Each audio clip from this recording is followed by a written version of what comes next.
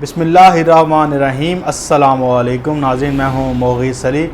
आज हम बात करेंगे शहबाज शरीफ, बिलावल भुट्टो और मौलाना फजल रहमान के गठजोड़ के बारे में। एक नया गठजोड़ सामने आया है और वो गठजोड़ ये है कि जो तमाम तवानाइयाँ हुकूमत के ख़िलाफ़ लगाने के बावजूद जो सही तरह से काम नहीं आ सकें, तो उन्होंने अब फैसला किया है कि APC बुलाई जाए और वहाँ पर बैठकर हुकूमत पर प्रेशर डाला जाए।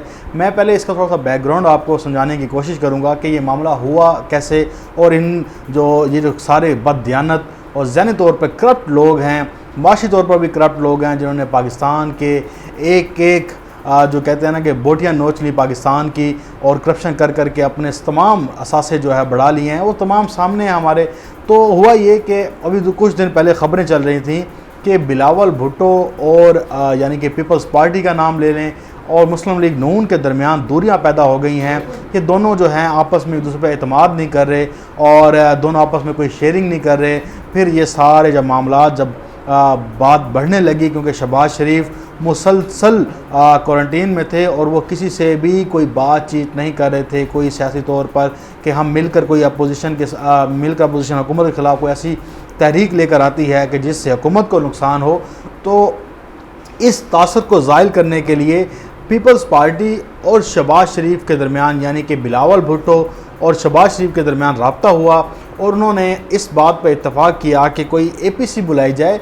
ये APC एक जुमगट्टा होगा, फिर से एक नई बात होगी। हालांकि ये इर्रेलेवेंट हैं इस सियासत से। पाकिस्तान की सियासत में सिर्फ इस वक्त एक नाम है, वो है इमरान खान का, और उसके इर्द गिर्द ही सियासत घूम रही है। अब ना कोई अपोजिशन है और ना ही कोई इमरान खान को टक्कर देने वाला ऐसा आदमी, लेकिन ये अपनी तमाम तर शातिर चालों, अपनी तमाम तर जो एक शातिर दिमागी है और एक इक़्तिदार के हसूल के लिए ये अपने अवाम को, अपने वोटर्स को खुश करने के लिए ये काम करते रहते हैं।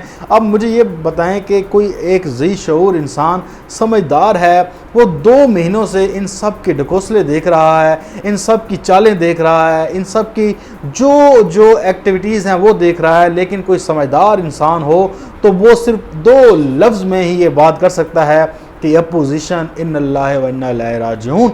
वो क्योंकि बात यह है कि इस अपोजिशन के पल्ले कुछ है नहीं, ना ही ये हमें नज़र आती है कि कहीं पे कोई एक्टिव है, ना फ़ाल है, लेकिन इसके वोटर्स आज भी ये उम्मीदें लगा के बैठे हैं कि खान आज जा रहा है, खान कल जा रहा है। इमरान खान के खिलाफ -1 हो गया, -2 हो गया, -3 हो गया, फिर -160 हो गया। लेकिन मैं आपको पहले भी बता चुका हूँ कि -160 का मतलब यही है कि ये कोई नया नारा नहीं है, ये कोई पुराना नारा है जो अपोजिशन ने लगाया था।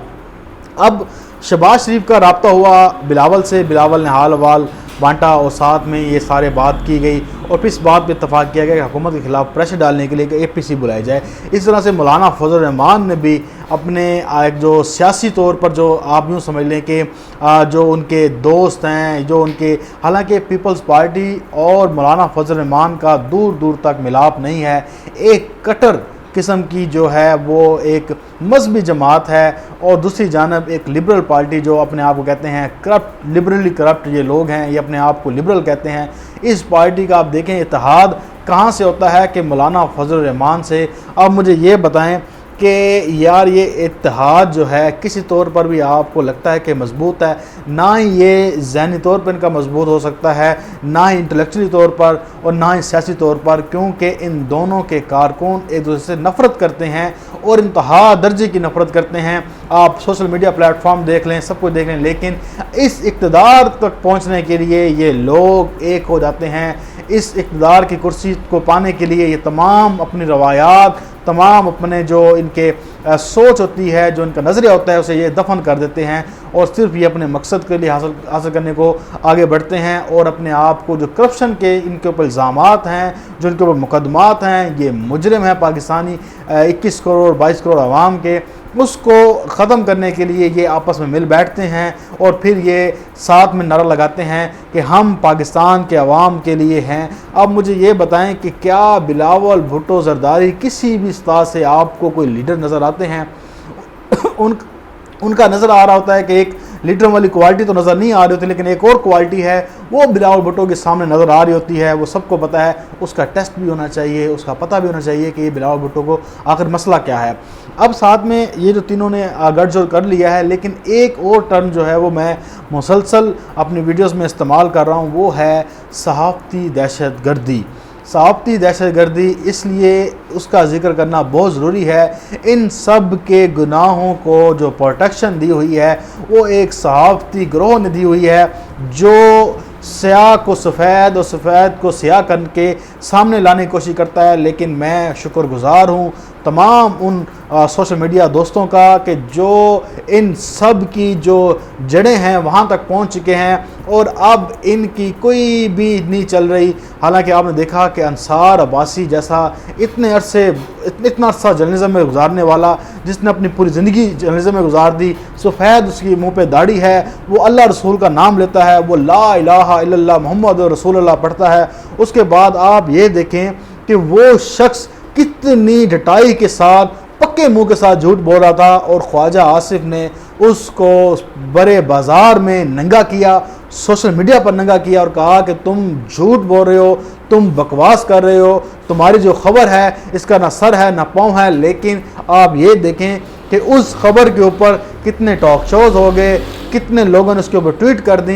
ये सब कुछ क्या हो रहा है कि एक बददियानती हो रही है, वो सहाफ़ती बददियानती हो रही है। और ये सहाफ़ती दहशत गर्दी जो है ये हमारे मुल्क के लिए बहुत ही ख़तरनाक है। और इमरान खान साहब को ये चाहिए कि ये जो अब देखें कि 24 न्यूज़ है, इसका हुकूमत से लेना देना ही नहीं था। एक लाइसेंस का मामला था, क्या था, एक लाइसेंस का मामला था कि एक लाइसेंस है वो आपने चलाना कैसे है कि एक जो एक प्रोग्राम है वो आपने इंटरटेनमेंट का चलाना है, आप न्यूज़ का प्रोग्राम नहीं चला सकते, आप न्यूज़ का कंटेंट नहीं दे सकते। हुकूमत ने ये इकदाम उठाया तो उसके बाद रोला मच गया कि इमरान खान ने सहाफ़त पर हमला कर दिया।